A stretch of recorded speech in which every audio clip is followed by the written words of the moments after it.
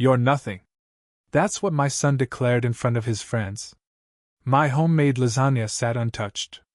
11 candles, one for each ear I'd raised him alone, wavered as if embarrassed to exist. You drive a truck. You call that success? He sneered, his words practiced, cutting. Dad's new girlfriend lives in a penthouse overlooking the bay. Laughter erupted, not just his. My husband's too. Time you heard the truth, Marcus added, champagne tilting in his flute like it was eager to escape. You were never the endgame. I remained expressionless. Didn't challenge. Didn't plead. Just rose, walked to our bedroom, and filled one travel case. 20 minutes later, I was crossing the bridge out of town. My phone vibrated at the first toll booth. 37 missed calls, and my journey had barely begun. I met Marcus when I was 25.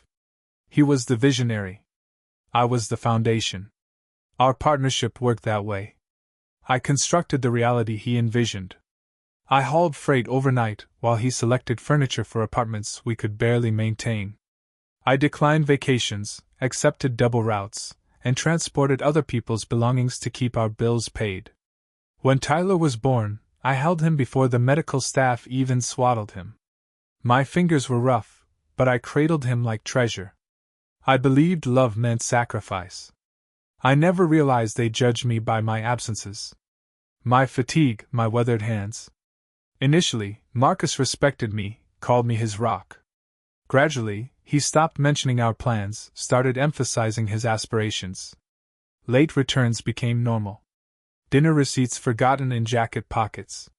Tyler began echoing his father's mannerisms. That revealed everything. Deception isn't always obvious. Sometimes it's subtle. The hints weren't dramatic. An additional phone concealed in his desk. I discovered it while searching for headache tablets. Messages from Elise. Bookings for 2 events. Her perfume. His jacket. Their moments captured together. I never confronted him. Not my approach. I observed, lingered, and memorized. He assumed I was simple because I spoke minimally. But quietness cuts deeper than outbursts. It absorbs.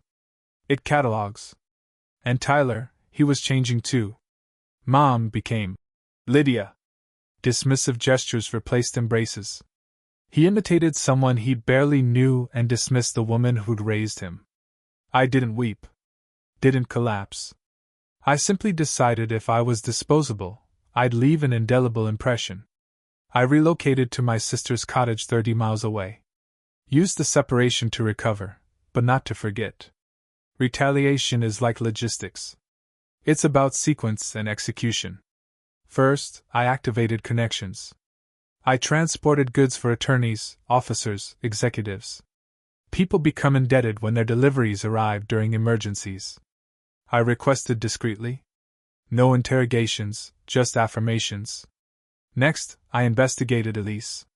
Penthouse apartment, all registered under Marcus's identity for financial advantages. Intriguing. Discovered she had previous financial misrepresentations, gambling obligations. She was intelligent, but compromised. Marcus was oblivious. I wasn't. Then introduced surveillance. I'd installed security systems before, but this installation differed.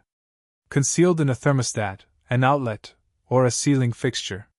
Watched them in my former home, in my bedroom.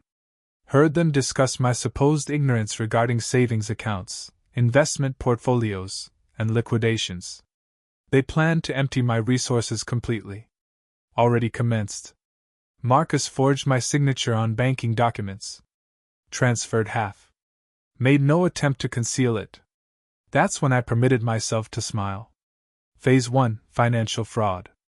I reported the falsified signature with evidence. Secured the account. Documented every transaction. Submitted legal complaints. Halted everything he'd initiated. Every dollar secured.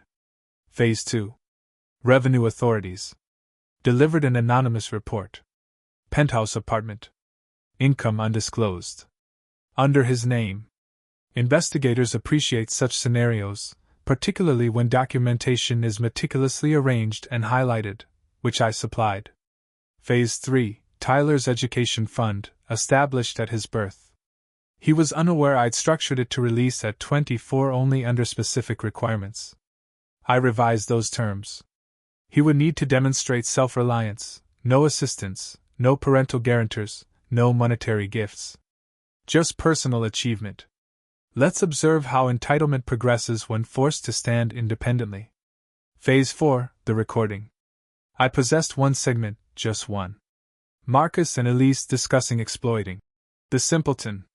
I uploaded it privately and forwarded it to Marcus's employer, a prestigious architectural firm with principals.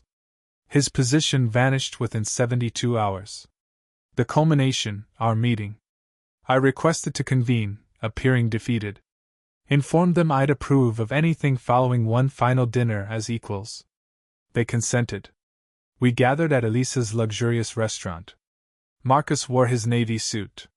He always chose the navy when victory seemed certain. I placed an envelope before them. Inside, duplicates of everything. Financial statements, tax notices, video screenshots. Elise paled. Marcus's hands trembled. I leaned forward, composed, resolute. You were correct, I stated. I transport things, including consequences. Elise attempted an explanation. Marcus extended toward me. I withdrew, stood, and compensated the server generously. You might want to examine your kitchen personnel, Elise. Someone's documenting health violations. Anticipate inspectors tomorrow. I departed. Their voices didn't pursue me. Only stillness. My stillness. The kind that entombs. They attempted to erase me. Reconstruct the narrative without the woman who established it. But I don't disappear. I rebuild. Tyler eventually called. Left a message. Remorse. Contrition. Perhaps genuine. Perhaps tactical. I didn't respond. Betrayal requires artistry. But so does justice. And I don't drive trucks anymore. I redirect destinies. Permanently.